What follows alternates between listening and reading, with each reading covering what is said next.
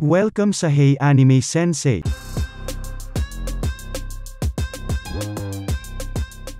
Kinagabihan ay naging abala naman si Emily sa paghanda ng kanilang hapunan. Sa pagdala nito ng isang cake ay ang pagtaka naman ni Celeste gayong paano ito nahanda ni Emily. Kaya wika ni Ryota ay mas mainam kung wag niya na itong isipin pa. Ngunit ang mas ikinagulat ng dalawa nang magdala ito ng isang ice cream. Kinabukasan ay nadatna ni Ryota si Celeste na abalang nagsusunog ng mga basura sa labas ng kanilang tent. Matapos nitong masunog ay ang pagkataka naman ni Ryota gayong ginawa pa nitong magpaliyab ng apoy kahit na wala na ring basura ang dapat pang sunugin. Ito rin ang dahilan kung bakit ito ay muling nanghina at pagsalo naman ni Ryota sa dalaga. Upang muling manumbalik ang lakas ni Celeste ay ang paggamit naman ni Ryota ng hilang bullet. Nagulat rin ang dalaga sapagkat masyadong malapit ang mukha ni Ryota kaya ito'y kanyang tinulak. Wika ng dalaga na kung bakit mabilis ang tibok ng kanyang puso at tila umiinit rin ang kanyang mukha kaya kanya itong sinampal. Pagkatapos mapakalma ang sarili ay ang pagtanong naman ni Ryota kay Celeste na kung bakit ginawa nitong gumamit ng ganon kalakas na kapangyarihan kahit hindi naman marami ang basurang kailangang sunugin. Ayon kay Celeste na ang level 3 ng fire magic spell lamang ang kaya niyang gawin at ang level 1 at 2 nito ay hindi niya nagagawa. Bigla namang natigil sa pag-uusap ang dalawa nang may basurang dinala ang mga adventurer. Bigla din itong binaril ni Ryota at pagkagulat naman ni Celeste, wika ni Ryota na tapos na rin naman ang kanilang trabaho sa lugar kung kaya malaya na rin silang tulungan si Celeste. Kinabukasan ay uminit naman ang ulo ni Ryota nang makita ang malaking tambak ng basura. Ayon kay Celeste na marahil ang kadahilanan ng mga ito ay dahil sa isang halimaw na gumigala sa loob ng dungeon.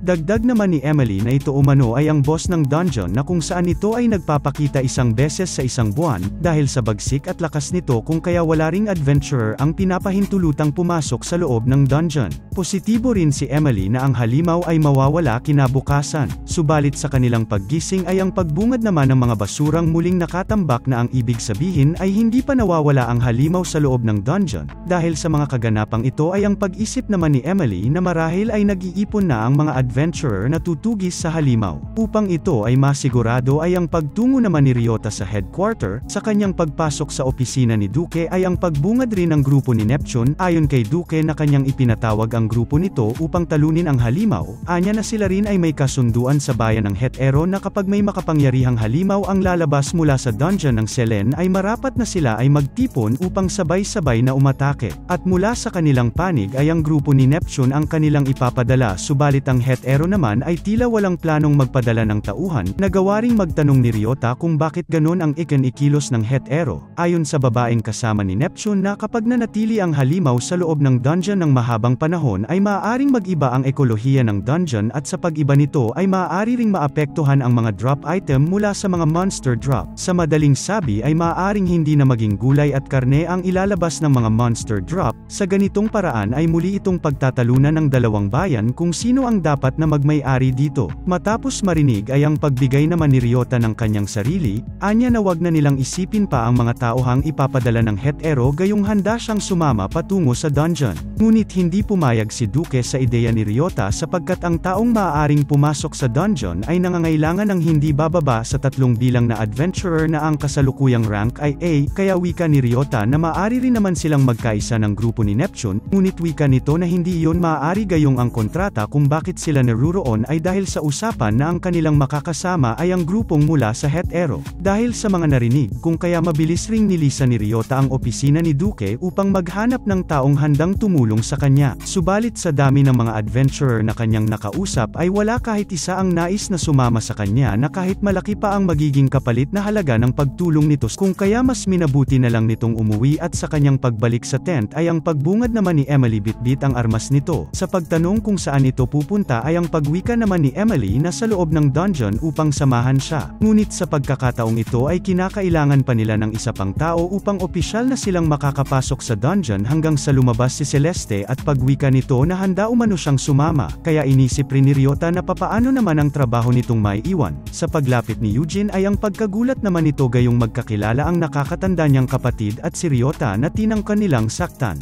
Ayon kay Celeste na si Eugene na ang bahala sa mga basurang may iwan nito kasama ang mga kasamahan nitong mula sa bayan ng Hetero. Ngunit may bumabagabag pa sa isipan ni Ryota gayong ang papahintulutan lang ni Duke na adventurer ay ang taong may rank A na abilidad. Hindi naman ito naging hadlang kay Celeste. Pagkatapos ay agad silang tumungo sa status board upang makita ang kasalukuyang abilidad ni Celeste. Matapos namang makita ang status nito ay agad na rin silang tumungo sa loob ng dungeon. Habang sila ay nasa gitna ng level 1 ng Selene ay nagtaka naman si Ryota gayong himalang walang mga halimaw ang lumalabas sa lugar. Bahagi naman ni Emily na hanggat naghahari ang isang kakaibang halimaw ay kusa namang lalayo ang mga normal monster sa lugar kaya kinakailangan umano nila itong matalo. Sa pagbitak ng lupa ay ang pagsagip naman ni Ryota sa kanyang mga kasama at paglitaw ng isang kakaibang kabayo na may dalawang sungay at tila galit na galit. Ayon kay Celeste ito ay naririnig niya lang dati sa mga kwento at ang tawag umano dito ay bicorn. Sa pagsugod ng nilalang ay ang pagsalubong naman ni Emily gamit ang kanyang armas, nagawa niya mang tumama sa matigas na bagay subalit ito ay tanging sa pangharang lamang ng nilalang.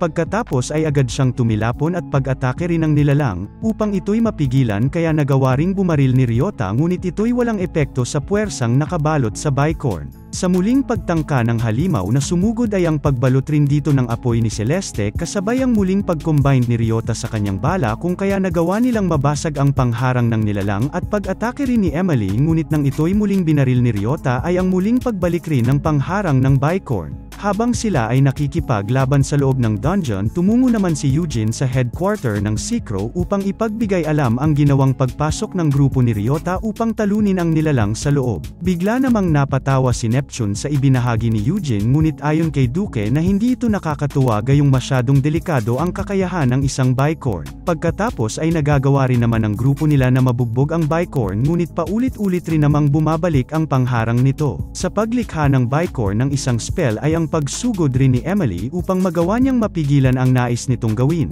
Subalit nang ito'y makaapak sa spell ng nilalang ay ang agaran rin nitong paghina. Ayon sa boses na narinig ni Ryota nang sila ay makaapak sa spell, ang lahat ng kanyang kakayahan ay bumagsak ngunit ang kanyang lakas at HP ay nanatiling nasa mataas na antas. Ngunit ang lahat ng kakayahan na meron si Emily ay tuluyang bumaba, samantalang si Celeste naman ay napuruhan sa ginawang spell ng halimaw. Humingi din ng paumanhin si Celeste gayong masyado lang umano niyang pinapabagal ang kanilang grupo, ngunit wika ni Ryota na hindi umano yun totoo gayong malaki na ang iniambag nito upang makapasok sila sa lugar. Dahil sa mga narinig kung kaya muling nabuhayan si Celeste ng loob kasabay ang paggawa niya ng spell na siyang dahilan kung bakit nalusaw ang pangharang ng bicorn. Pagkatapos ay inihagis ni Emily ang kanyang sandata upang gamitin ni Ryota sa nilalang. Sa paghampas niya sa halimaw ay ang pagbagsak rin nito at tuluyang paglaho indikasyong sila ay nagwagi. Nawalan rin naman ng malay si Celeste matapos niyang masagad ang kanyang kapangyarihan upang tulungan ang kanyang kaibigan.